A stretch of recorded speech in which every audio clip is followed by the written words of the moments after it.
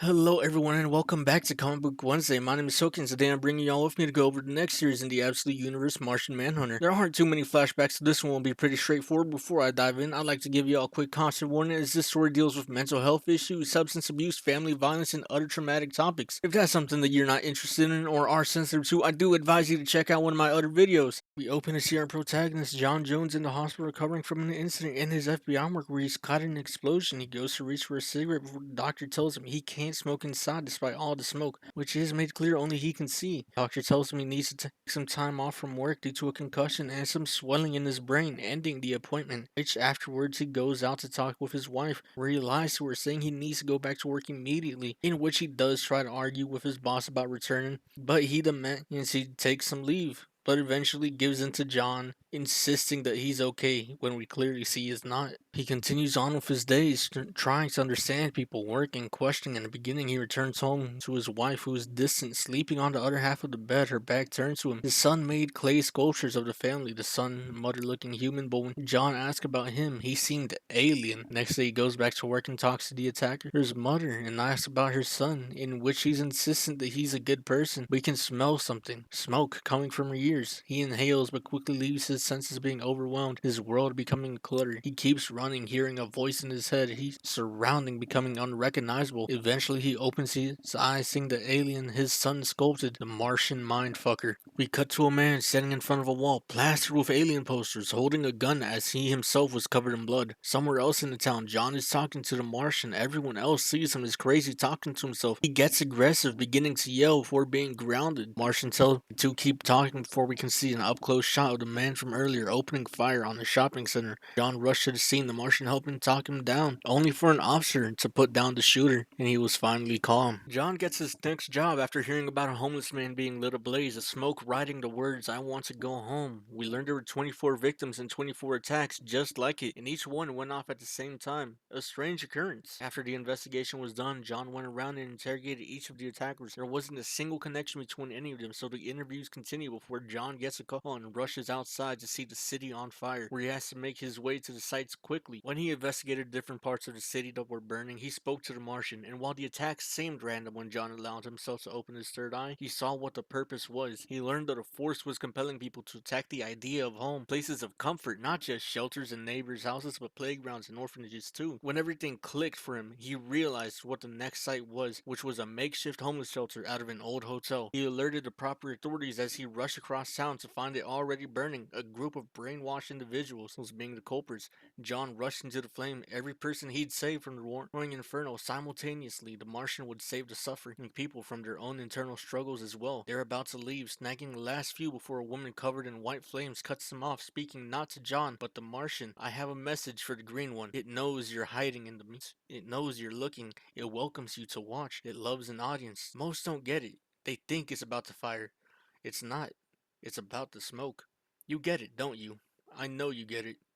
Look in the smoke, John Jones. After the fires dialed down for the next few weeks, riots started breaking out across the city, people freaking out over tiny things seemingly caused by a heat wave. Meanwhile, John was being avoidant after the incident in the hotel, trying to avoid his wife more than anything before leaving for work early in the morning to avoid a conversation on their failing marriage. Investigating the causes, he realized the heat was irritating people, causing old prejudices to rise, starting fights. Wars between neighbors, police shootings even ramped up, 13 in a single day, leading to grieving families as they tried to justify themselves. A simple dispute caused an all-out brawl in a bowling alley. Even his own home wasn't safe, the smallest things riling up his wife due to his avoidance. He'd be sneaking out to avoid her every morning, but she got up before him one morning and she was livid. She was tired more than anything about him making the family move, about having to leave everything, not knowing why. She was tired of the secrets more than anything. As the argument went on, an explosion went off, shutting down the city's power. The Martian talking to John. Misunderstanding. Mistake. Stupid light equals shiny distraction. It didn't take long for hell to break loose, with people grinding up glass, drugging snacks, some going as far as to go out and harm animals. John made his way to investigate the city, seeing all sorts of things. A woman whose dog was killed, a man carrying a mannequin, illegal gambling. He saw people hiding in their homes, but there were also people in the streets never alone, as everyone was accompanied by their shadows. Looters were stealing TVs and one set of arms, but their shadows ran off stealing games and consoles, running the other way. Other teens discovering and reestablishing old religions in the dark, celebrating with loot until they grew bored just to burn it. Some kids were chasing the light for Lord knows whatever reason, but despite his monitoring, he couldn't help but think about his wife. She couldn't see as well as he could in the dark, but he knew she could handle herself. We follow John down the block. We see the negative influence shadows have on adults. An overnight employee breaking glass and putting it inside of a burger meat. John stopping the customer from eating it, taking off after the employee who ran. He went to the park after, expecting more crimes, more chaos, but all he saw were fireflies lighting up the nights. Love, children playing with their shadows, even going as far as to say, maybe they're friends we just lost touch with. Later that night, we saw John's wife and son at the store, the child wanting to buy a bag of chocos, only for his mom to say no. We see one of the store employees drugging and stealing the snacks, only to be intercepted by John, who chases him down, making him drop them at the entrance. His son picking up one of the bags that was dropped and going back to his mom, shoving it in his pocket. Later, John tries to follow another trail, finding a family annihilator a bit too late. Assuming the call was quick, he turned to see an ambulance rushing to the site. With its intentions clear, they were not trying to help, as it rammed into him, knocking him out. The only thing crossing his mind is how he needs to get home to his family, with a doctor in a clown mask talking about amputating him while his family was in danger. An attacker knocks at the door, putting his wife on edge while he is immobile, the doctor getting ready to dissect him, while the Martian tries to identify what's going on. As John passes out, the Martian finds the source of the evil coming across. The beginning, the end, and the essence of the universe.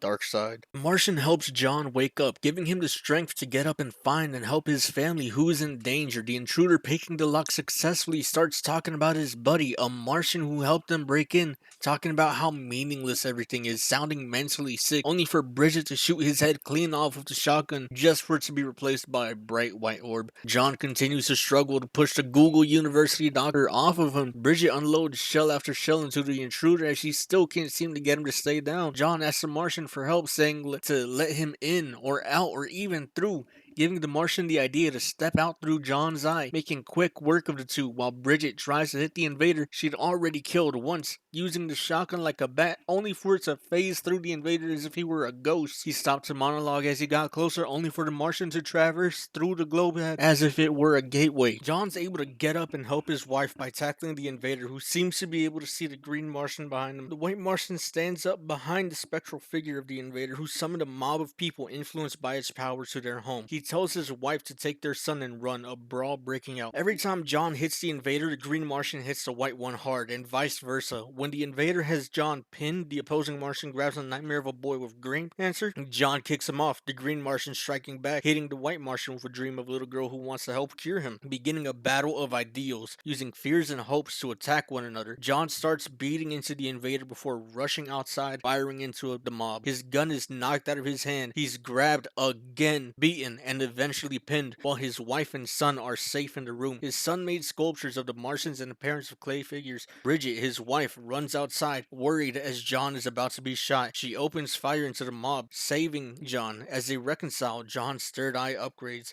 He can see the anger and grief and the pain in the city, thinking everything is done, and in a secluded area, Tyler grabs the poison chocos from earlier and eats one, quickly beginning to foam at the mouth. The Martian tells John to open everyone's third eye. And everyone does, taking in a deep breath of the pain and trauma of one another, each person getting high off the person next to them. The mind fails to make a metaphor for it, and the green Martian grabs the moon and finishes off the white Martian. In his room, Tommy, the son, is playing with the clay, making the green Martian stomp out the white one, turning it into a white smear. The sun rises as John and Bridget reconcile. Tyler stares into the light, and we get a glimpse of this white Martian alive through him as he had eaten the poison choco. That right there is the end of the first story of Absolute Martian Manhunter. I'm sorry this video took me so long to make. I've been sick, I've been busy, and I'll be sure to push out Absolute Flash on time with Absolute Green Lantern releasing after. That being said and done, check out my other 3 videos, follow my other socials, and I've been thinking about branching out, talking about comics that I don't make videos on live, and making videos where I talk about movies, plot points, and their allegories. In different videos, have that in like a different playlist. If that's something you'd be interested in, let me know and I'll look into doing that in the future. That being said, leave a like, go ahead and subscribe. Y'all have a wonderful day now. Hello everyone, I apologize for the audio quality on this part. I recorded this late, I completely forgot to mention. I did my best to try and record Absolute Martian Manhunter while abiding by YouTube's guidelines. I do advise that you check out Absolute Martian Manhunter for yourself. If I'm not mistaken, the first volume comes out in November. If you want to check it out physically, you can also go ahead and check out and buy the individual issues if you want right now. If that's not your thing, if you don't want to read it physically, you can also check out DC Infinite and Globix Comics to read your comics for yourself. That being said, thank you for your time, thank you for tuning in, and y'all have a great day now.